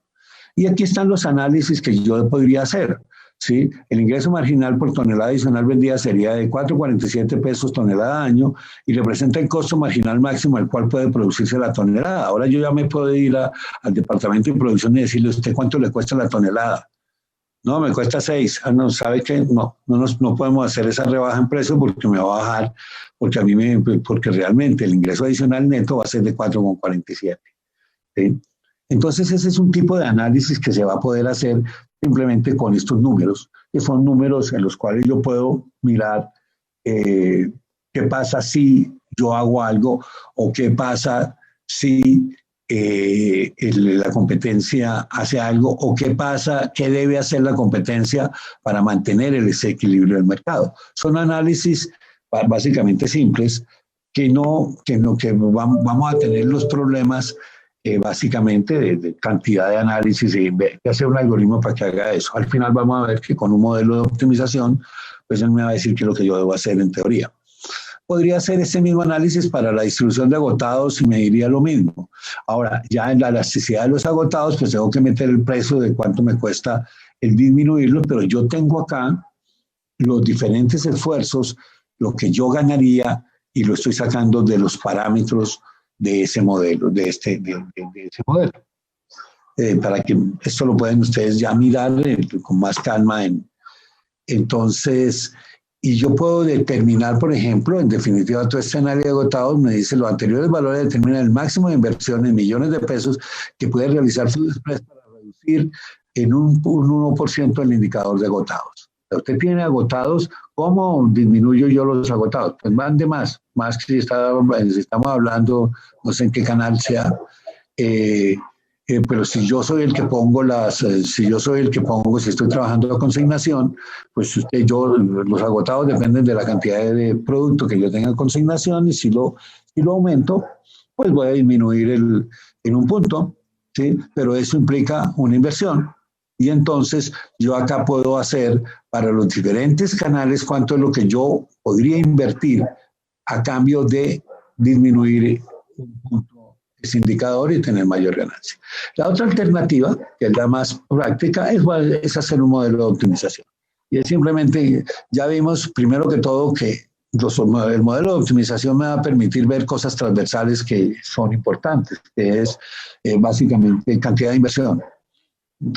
Resulta que el problema del comienzo del año para el señor del marketing mix, para el vicepresidente de marketing, es que le van a decir, usted puede gastar el próximo año, ¿sí?, 80 millones de pesos en abrir nuevas sucursales. Dígame qué abro. Entonces ahora, pues diga que abro, pues la forma científica de hacerlo es, mire, dónde invierto y esa inversión que se gasta en agotados, que se gasta en precios, que se gasta en todo esto, ¿sí?, ¿cómo me retribuye revenue? Eso es lo que básicamente. Entonces, acá hemos llegado con estos modelos que tienen toda la información y ahora yo puedo hacer un modelo de optimización de precios con base en esas ecuaciones que yo tengo básicamente. Y entonces, acá el modelo vía programación matemática implica hacer un modelamiento de este tipo, la suma de los beneficios de las decisiones del marketing mix, ¿sí?, sujeto a que al modelo de market share que estimé, al Sarimax que estimé, ¿sí?, para todas esas variables, ¿sí?, al modelo de vendedor mío, o sea, yo soy el vendedor, y a los modelos de la competencia. ¿Usted qué va a asumir con respecto a la competencia? Porque es que es muy tonto si yo asumo que la competencia es tonta, ¿sí? Entonces, la competencia van a ser un conjunto de ecuaciones, ¿sí?, de modelamiento del modelo, sería todo el modelo hasta ahí, es necesario, si yo quiero ser coherente, meter la parte de producción, porque es que los costos de producción son los que me determinan a mí cómo va a ser el proceso final. Hay dos alternativas de meter. Es meter un modelo de producción completo, o sea, meter la cadena. Si usted tiene un modelo de producción de su cadena, lo puede juntar a este modelo. Si los dos son de programación matemática, se pueden juntar y ahora puede correr el modelo completo, ¿sí? O la otra alternativa es hacer un estudio y que lo puede sacar lo puede sacar con este mismo modelo, puede dar a mí esa información.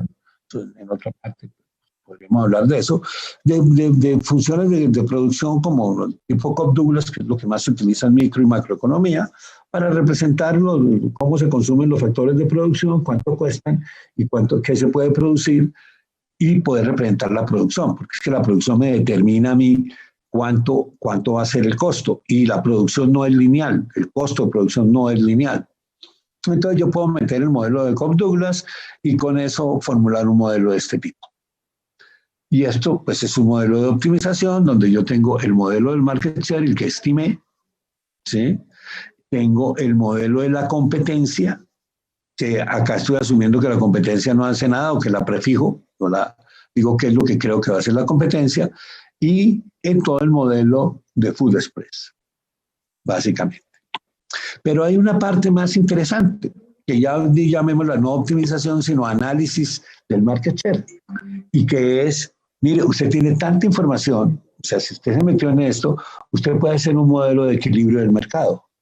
Usted puede estudiar hacia dónde va a ir su mercado, porque es que usted tiene información de todo, de cómo está reaccionando, y entonces yo puedo tener un modelo de Food Express, puedo meter todos los modelos, el modelo de la competencia, darle dinamismo a la competencia, ¿sí? Cambiar este modelo de Food Express por un modelo de todos los agentes del mercado, ese es el cambio que se está haciendo acá, ¿sí? Fijémonos, ¿sí? Yo lo que tengo ahora son un modelo de equilibrio y lo resuelvo con técnicas de equilibrio, que también eso es programación matemática. Bien, eso es un poco lo que les quería comentar de market share. Vamos a ver la parte complementaria sobre revenue management. A ver algunas cosas que son importantes del revenue management, porque la otra parte fundamental de todo, hay varias partes fundamentales, pero esta es otra parte fundamental que tiene que ver con lo que hemos venido haciendo, de estimar funciones de demanda con los precios y qué hacemos con ellas. Y el revenue management es fundamental. El revenue management nace en el año 1980, cuando el gobierno norteamericano liberó el precio de las tarifas de los aviones, de los pasajes aéreos, no de los aviones, sino de los pasajes aéreos. Y entonces, en ese momento surge una empresa que se llama People Express, y fue la primera empresa de costos bajos, fundamentalmente. Entonces, American Airlines reaccionó a la entrada de People Express con modelos matemáticos. No le tumbó los aviones, nada, simplemente se fueron a una compañía que se llama Sabre Decision Technologies, ese es el nombre, y por eso se llama, este es un artículo de Ors en el año 2000, contando la historia de Sabre, por eso aparece Sabre. Sabre Decision Technologies es casi, pues, muy conocido como un sistema de reservas muy viejo para líneas aéreas. Entonces, mirando acá hay un poco de cosas, pero en 1998 el presidente de American Airlines decía que le generaba $1 billón anualmente de incremento en revenue de esa época, dólares de esa época. O sea, coherente con lo que dicen los de Intel. Es mucha plata. O sea, toca las utilidades de las empresas. O sea, no es que la matemática bien utilizada toca un poquito, no, es una tonelada de billete lo que está haciendo. Pero lo es más, este es otro artículo del presidente de la Sociedad Inglesa de Investigación de Operaciones, sí, el profesor Peter Bell, en el cual pues, pone este nombre, lo que usted pues, no sepa acerca del revenue management lo puede matar. Y es simplemente porque en el año 1985 People Express, que fue la primera línea aérea de bajo precio fue la compañía que más estaba creciendo y fue premiada por eso. En el año 1986 People Express quebró y el mismo dueño de People Express lo dice, quebramos porque American Airlines implementó una nueva versión de Revenue Management. Ya estamos hablando de algo que toca realmente la utilidad de las empresas, ¿sí? La toca definitivamente, independiente de lo que creamos, que es analítica de alta complejidad, no es analítica de baja complejidad, no es algo que se pueda hacer con algoritmos bajados libres GNU o con el algoritmo de Amazon o con el algoritmo de Google Simple, no, son equipos que trabajan para esto y que producen esas utilidades. O sea, la diferencia entre la mediana complejidad y la alta complejidad, la matemática de alta complejidad y la mediana y baja complejidad es alarmante en plasta, es mi opinión. Entonces, lo primero, cuando vamos ya entrando para ver lo de Revenue Management rápidamente, pues primero tenemos que tener una teoría de precios. O sea, todo tiene una teoría. Y la teoría de precios, pues la estándar dice de que el precio, ¿sí? Que si aquí tengo precio, ¿sí? En la medida, y aquí tengo cantidad demandada, ¿sí? En la medida que aumenta el precio, baja la demanda. Ahora aquí vemos una paradoja bastante simpática, que los dos modelos tienen el mismo R cuadrado, o sea que estadísticamente dicen que son lo mismo, pero los dos dan dos cosas totalmente diferentes. Este no lineal, este lineal, y sin embargo, para estos ejemplos, es un ejemplo para mostrar que, mire, tenemos un problema desde ahí. Desde ahí arrancamos con un problema simple. ¿Qué características tienen todos estos modelos? Son muy simples. O sea, los modelos de Revenue Management son modelos, pues, desde el punto de vista de programación matemática, de 3, 4 ecuaciones, 5 ecuaciones. Si el sistema es muy complejo, va a crecer un poco, pero no son modelos tan complicados como pudiera ser el proceso de un proceso químico que tiene N.000 ecuaciones. O sea, que no N.000, sino N.000 tipos, pero sí cientos de tipos de ecuaciones, y es mucho más complejo. Estos son modelos simples y ahorita lo vamos a ver. Entonces, lo primero que tenemos es que tener una teoría de precios. Entonces, ya sabemos, digamos que así es nuestra función de demanda, ¿sí? Que la demanda, si el precio es bajo, es muy alta, y si el precio es alto, pues es muy baja, ¿sí? Que tiene una elasticidad, que podríamos tenerla de diferentes formas, que es importante conocerla, que no existen, que no todos los productos son iguales, ya aquí ya entramos en problemas, ¿sí? Un bien necesario, como decía, es una demanda inelástica, un bien de lujo es una demanda muy elástica. Pueden haber bienes sustitutos, todo lo que yo tenga, lo que yo conozca del producto los debo que meter. Y acá también viene el comportamiento en sí de los productos, ¿sí? Este parece ser lo que yo llamaría un bien normal. Pues mire, baja el precio, sube la demanda y suben los ingresos, eso está bien, no me tienen problemas. Este es un comportamiento de la elasticidad, debe ser negativa y es negativa. Este es un bien no normal, porque fíjense que baja el precio y en un momento sube la demanda y luego baja la demanda. Entonces, en definitiva, la demanda por valor está bajando. El valor de la demanda baja en la medida que baja el precio. Aquí sí puede haber un efecto de que pues, usted terminó haciendo tal rebaja de precios que bajó el valor. Pero esta subida y esta bajada me trae un problema. Y esto me trae un problema es porque si el modelo de precios no es coherente, el modelo de Revenue Management no sirve para nada. Lo primero que yo tengo que verificar para hacer Revenue Management es que por lo menos la elasticidad, ¿sí?, sea negativa. Ya, que si aumenta el precio, baja la demanda. Eso es lo mínimo. Pero hay otro modelo, este es un bien normal, otros bienes que hay que saber.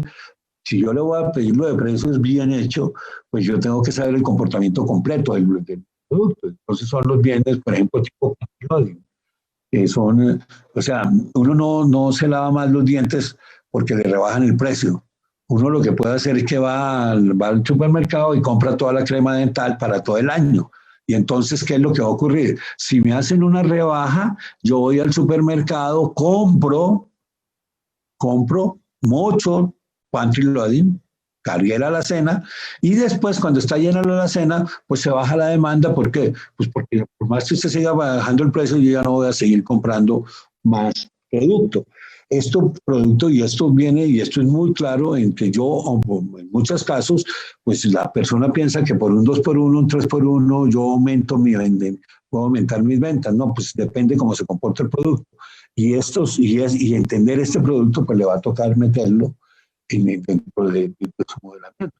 Y por eso veíamos cómo pues, determinar qué es punch loading y cuáles son los parámetros para ver si eso le produce o no realmente utilidad, porque a lo mejor lo único que está tratando de resolver es un problema de flujo de caja y al final pierde dinero.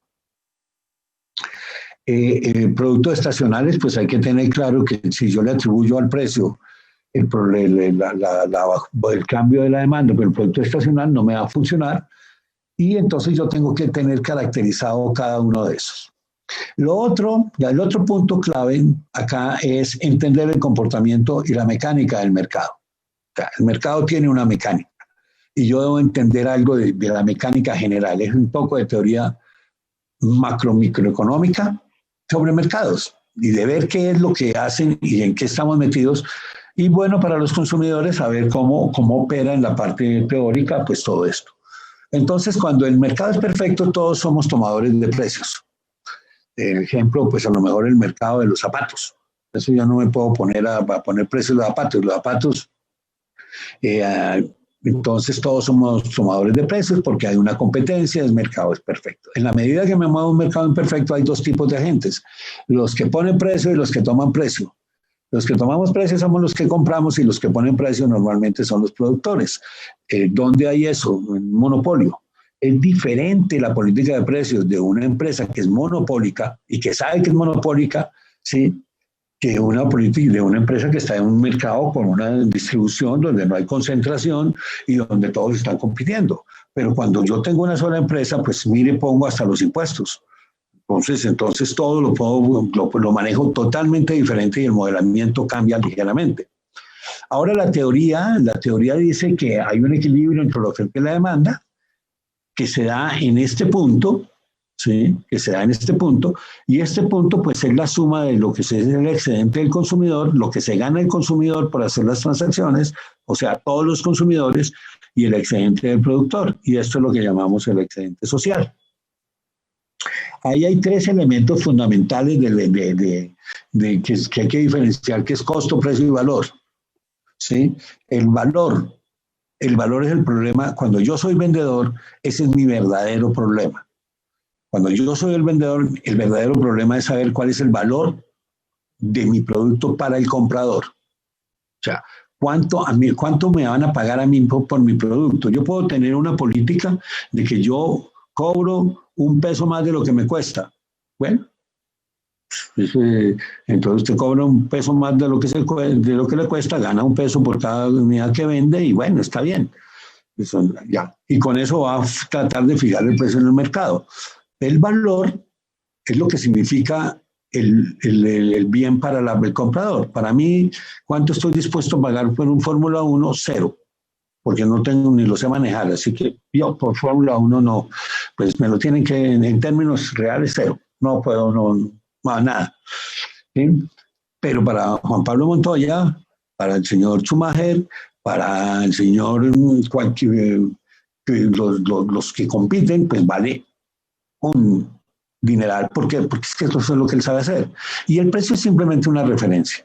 El precio es una referencia para mirar el mercado porque realmente pues se van a estar moviendo. Se saben algunas cosas, pues si cuesta, no puede venderse por debajo del costo porque se quiebra y nadie va a comprar por arriba del valor porque no le da utilidad. ¿Sí? Entonces hay que saber esa parte, tenerla clara. Los tipos de productos, los tipos de mercados, competitivos o no competitivos, regulados, todo eso lo voy a tener que tener cuando haga realmente el modelo de optimización. Pero tenemos que mirar acá otro aspecto fundamental, ¿sí? Otro aspecto fundamental es cómo es el mecanismo de manejo del mercado por parte de los agentes. Entonces ya vimos que aquí yo tengo el excedente del productor, el excedente del consumidor y tengo el excedente social. Y esto se maximiza en un mercado perfecto. Y eso tiene una expresión matemática, una integral, y eso es así, es la integral desde acá hasta acá. Y aquí no existe porque no se puede ver, aquí el costo está por arriba del valor y definitivamente no hay solución. ¿Cómo es el ejercicio del poder del mercado? O sea, si no hay poder de mercado, no se va a poder hacer nada con todo el mercado. O sea, entonces, realmente, ¿qué es lo que hace el que tiene la posibilidad de hacerlo? ¿Sí? Nosotros los consumidores actuando independientemente no tenemos esa posibilidad. Entonces, normalmente el que tiene el poder del mercado es el productor. Lo que sí puede hacer el productor es contraer la demanda a este punto de equilibrio, subiendo el precio para tratar de ponerse en este punto de precios que le da a él su excedente, va a ser el excedente que tenía más el que le quitó al consumidor. ¿Sí? Entonces ya no se maximiza el excedente social. El mecanismo, las soluciones de este problema dependen de cómo es el equilibrio. El precio pues, puede oscilar entre estos dos valores y queda básicamente, ¿sí? Básicamente el valor, ¿sí? Pues va a favorecer al que tenga el poder del mercado. Cuando es el productor, que es el caso más típico, pues lo que pasa al productor es que él sabe que contrajo el mercado, subió el precio hasta acá, ¿sí? Y disminuyó el excedente del consumidor y capturó él esta parte del excedente que es mayor que esta parte que perdió por precio. O sea, disminuye precio, aumenta demanda, ¿sí? Pero gana y captura. Ese es el del mecánico. Si el que domina es el consumidor, que es cuando, por ejemplo, el monopolio es del comprador, o sea, los vendedores de papa no tienen a quién venderle y solo hay un comprador, pues él hace lo contrario. ¿Sí? Y entonces el precio lo baja y lo baja hasta el punto donde él captura parte del excedente del productor. Esto hay que entenderlo porque es lo que pasa. ¿Cuál es el mecanismo fundamental de entender esto? Es que segmentar. Es segmentar y es decir, ok, si yo tengo un solo producto, pues voy a tener que poner un solo precio. Pero si yo tengo varios productos y los caracterizo por segmento y tengo varios precios y puedo manejar los segmentos, entonces ahora yo voy a hacer todavía una masacre peor porque le voy a seguir quitando al productor y le voy a dejar solo estos pedacitos. Si puedo hacer un continuo de segmentos, pues acá, entonces cuando yo acá tengo el primer comprador, el segundo, el tercero, hasta el millonésimo, ¿sí? Cuando yo a cada uno le puedo hacer la oferta y le conozco su valor, pues yo a cada uno le cobro el valor. Un poquitico menos del valor para que se quede un poco satisfecho, pero me ajusto a esta curva. O sea que si yo esto lo disminuyo al número de segmentos de infinito, pues definitivamente le pego a la curva. Y ahora los productores se quedaron con todo el excedente. ¿Sí? ¿Y qué es lo que van a hacer dentro de los productores? Sabiendo que hay muchos tipos de funciones de oferta, ahí tenemos 4, de funciones de demanda, pues él va a hacer los problemas que tiene, va a resolverlos y va a hacer para cada segmento donde le dan los mayores ingresos y maneja cada segmento de tal forma de maximizar sus precios. ¿Sí? Y entonces eso es lo que nosotros tenemos en nuestro modelo de revenue management. ¿Sí? Tengo un modelo que va a optimizar los precios, ¿sí? Que tiene que estar segmentado por cliente, muy bien, múltiples productos segmentados por clientes, conozco el comportamiento del cliente en cada segmento y ahora yo saco una política de precios dinámicos segmentados por los clientes y le voy a vender a cada uno. ¿Y qué es lo que yo tengo que tener en cuenta en esto? Pues mis niveles de inventario. ¿Qué es lo que yo tengo acá? ¿Qué entra acá? Pues todo el conocimiento que yo pueda tener de estimar, de conocer al cliente. Las redes sociales nos dan cada día más ventaja al que pues, tiene la información. Ahí es donde se concentra y ahí es para donde vamos en tener precios flexibles, en tener todo eso, pues simplemente es llegarle a cada uno con el precio que yo creo. Entonces ahora, Revenue Management, ahí hay un artículo pues, bastante simple para ver esto con mayor detalle. Entonces, la definición que me gusta, me parece, es la aplicación disciplinada, ¿sí? Para predecir el comportamiento del cliente a nivel de los micromarkets, o sea, estamos atomizando el mercado y optimizar, ¿sí? La disponibilidad de producto y precio para maximizar el crecimiento económico. Por eso es pues, capitalismo salvaje. Hay cosas que están involucradas ahí, pues son la estrategia de precios, el manejo de los inventarios, la estrategia de vender.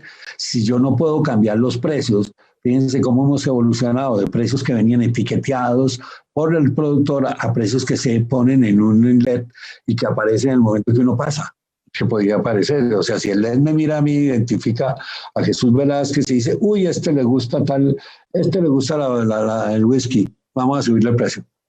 Y simplemente porque si estoy mirando y alrededor lo identifico, lo puedo hacer, pero le cobro a él lo que yo quiera. No hay ninguna ley que dice que yo no puedo cambiar los precios en determinados mercados, en los que estamos regulados. Entonces, acá vienen otros aspectos de segmentación, hacerlo bien todo lo que hay que hacer, y implica pues modelar la oferta, modelar el producto, la información, la demanda y la política de precios. Vamos a mirar un caso, entonces, casos de revenue management. Un productor de bikinis tiene una temporada que arranca en un momento dado antes de la temporada y finaliza con la temporada, y normalmente pues va a tener precios bajos en la pretemporada. En la temporada pues va a ser el problema del más alto precio y luego viene el remate. Esa es la historia, esto es un plan de vida de precios. Un modelo matemático le puede decir, venda, comienza a producir esto. Es más, si tiene una capacidad de producción y unos costos de producción fijos, pues le va a decir qué debe producir en cada momento, qué debe vender, qué precios debe tener para tratar de maximizar su revenue. ¿Sí? Entonces él puede llegar simplemente para cada mes, decir qué es lo que va a vender e ir haciendo toda la suma, teniendo en cuenta de que él es capaz de manejar todo esto. O sea, es muy importante de que yo puedo manejar todas estas variables. Nuevamente viene lo de la demanda. Si yo todo esto lo he conseguido consolidar, pues mi modelo matemático me va a dar los resultados. Si no tiene propaganda, sí, pues no le puede decir nada de la propaganda que usted tiene. La simpleza de los modelos matemáticos la podemos ver acá. Es simplemente, este es un mercado, por ejemplo, un mercado en el cual los precios están regulados y tienen que ser uno para todo el mercado, por ejemplo. O forzosamente, pues a la gente no le gusta tener precios diferenciados por mercados porque es público. Ejemplo, comprar la semana en Internet. Está bastante, pues yo no sé, no creo que esté separando la revista el precio por el segmento. Sin embargo, los segmentos están dispuestos a pagar diferente precio. Entonces yo podría tener un segmento en una parte del mercado, un segmento, los ricos, los pobres, por decir algo, y ya, y entonces tengo un precio único. El problema es decidir qué le vendo a cada cual, ¿sí? Y a cómo lo vendo. Tengo otro problema, que es cuando ya me permiten diferenciar los precios por segmentos. Ese es el precio de todos los supermercados. O sea, no hay dos supermercados hoy en día que tengan el mismo precio, prácticamente, porque ya es muy fácil tener dos grandes superficies cada una y nadie va, pues lo que está en común sí, pero el resto yo manejo los precios por zona, y la botella de vino no vale lo mismo en toda la ciudad, vale diferente dependiendo del sitio, y todo, y las ofertas y todo lo manejo ya por cada sitio, porque yo puedo diferenciar el segmento y puedo diferenciar el precio. Y el problema más complejo es ya el problema de cuando arranco y tengo una dinámica de un remate, por ejemplo, de que tengo precios dinámicos y los puedo diferenciar por segmento, y tengo que tener en cuenta qué es lo que va a pasar. La diferenciación por segmento puede implicar que la demanda cambie. En cambio, si tuviera bikinis a nivel global, pues hay una época del verano en el hemisferio norte y es diferente de la época del verano en el hemisferio sur. Como vemos, son muy pocas ecuaciones. O sea, la cantidad de ecuaciones y los modelos son muy pequeños, pero son una cantidad astronómica de modelos. Esto es un modelo para gestión de precios de tipo general, donde el inventario puede venir de producción y yo lo puedo complementar. En definitiva, pues lo que yo tengo es que hacer es una transformación comercial realmente. Lo que yo tengo y de mi capacidad de producir y de mi inventario, transformarlo en un nuevo producto, porque es que el producto, yo aquí produzco crema dental y también produzco cepillos de dientes. Pero aquí el producto final es crema dental más consumo de más cepillos de dientes. Esto es una transformación comercial, no una transformación productiva. Y también el 2x1, el 3x1, los empaques, todo eso, pues se puede mirar así. Entonces, ¿cómo se hace un proceso de estos? Pues normalmente demanda histórica, precio histórico. Si no tienes información de los precios históricos, pues no vas a poder hacer nada. Es más, si lo estás mirando sobre tu empresa y nunca has variado los precios, pues no puedes estimar la elasticidad. O sea, si yo siempre he vendido durante toda la vida al mismo precio, pues no puede decir qué va a pasar cuando cambie los precios, porque pues es que nunca lo ha cambiado. O sea, que aquí viene la parte, digamos, de diseño de experimentos, de que se tiene que conocer esta información para poder después sacarla. Entonces, a lo mejor vale la pena que se vaya a un pueblito y allá haga todo el experimento, ¿sí? Para poder construir la curva y saber cómo es esta elasticidad y tenerla, porque si yo no tengo esta variabilidad, no tengo nada. Tengo mi modelo de optimización, que tengo, y tengo los resultados que simplemente son dos elementos. Las listas de precios propiamente que voy a imponer, que pueden tener dinámica, y la demanda que yo creo que se va a dar. Bien, y entonces así podemos tener varios casos de demanda. Acá trajes de baño, entonces yo tengo el precio del día, la demanda del día, el inventario del día. Acá estos son modelos, estos sistemas son súper automáticos, tienen que ser súper automáticos su control, porque ¿qué es lo que yo voy a hacer? O sea, yo voy a sacar una lista de precios y voy a ir contrastando de que esta demanda, que es lo que yo puedo medir, esté bien. Si la demanda va por arriba de lo que yo estimé, quiere decir que el precio, ¿sí? Lo puedo subir. Ya, ¿por qué? Porque está usted dejando algo ahí porque la gente está consumiendo más de lo que usted cree que le va a consumir. Y si la demanda va por abajo, entonces el precio debe bajar. ¿Sí? ¿Cuánto debe bajar? Porque usted está cobrando más y está vendiendo menos de lo que quiere. ¿Sí? Entonces, todo esto, estas son las, digamos que este es el panel de control de lo que yo voy a hacer, y las variaciones en la demanda es lo que me da a mí el control. ¿Cómo lo hago? Pues hay que tenerlo, de ver cómo lo hago. Si tengo una política de precios para una gran superficie, para un almacén, pues imagínense la cantidad de productos que estoy manejando con precio. Nuevamente, no hay analista en el mundo, ni cantidad de analistas para que lo vean. Tiene que ser un proceso totalmente automático. Ya son modelos muy sencillos, los modelos matemáticos se resuelven al vuelo, no necesitan ninguna tecnología de optimización fuerte, pero son muchos modelos porque hay que irlos controlando, y aparte de eso, cada rato ir corriendo hasta que él llega y le dice, va bien o no, va bien. Los casos pueden ser de muchos, de tener, por ejemplo, múltiples sitios. Entonces tengo dos sitios, acá sede norte y sede centro, y tengo dos listas de precios diferentes. ¿Sí? Básicamente, tengo, por ejemplo, remates. Acá hay un remate en el cual tengo pues listas de precios diferentes en cada sitio, ¿sí? Listas diferentes en cada sitio, la demanda que se debe dar en cada sitio y el inventario porque tengo un centro de distribución. Entonces, eso es lo que puede hacer básicamente el Revenue Management. Los servicios y productos nuestros, pues en este momento disponemos de 4 modelos disponibles. En todo este tema se pueden construir los modelos que sean. La experiencia de Revenue Management principalmente es que cada caso es un caso, no es tan genérico, pues sí hay, y cada producto y tiene, pero ya vimos que la cantidad de dinero que maneja paga cualquier inversión. Vamos a hacer un próximo webinar el próximo año, el próximo mes, sobre toda la parte de marketing en redes sociales, ¿sí? Lo que podríamos llamar marketing social y digital, en redes sociales, y ese va a ser el tema. Y para los interesados, pues tenemos un diplomado que incluye de toda la cadena de valor, pero que básicamente tiene uno de los temas que es sobre marketing científico.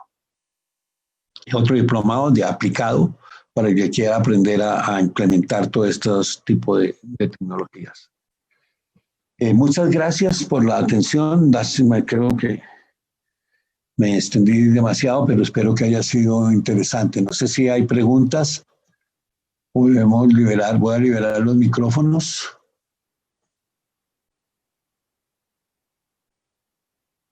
¿Alguna pregunta? Simplemente pueden poner en el micrófono, activarlo y...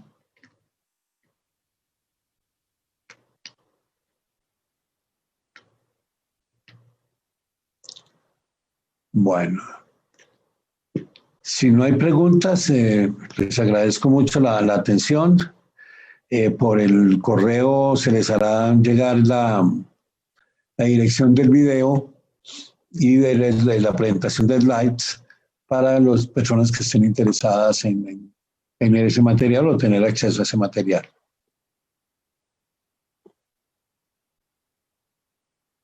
Gracias a todos.